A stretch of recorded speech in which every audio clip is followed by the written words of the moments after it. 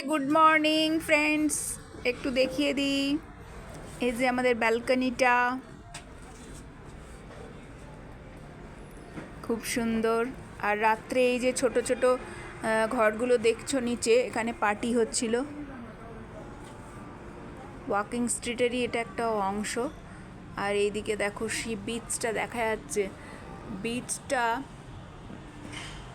একটু কাছে করে দেখাচ্ছি, জুম করে, জানি না বুঝতে পারবে নাকি, যখন ওখানে যাব আরও দেখাবো।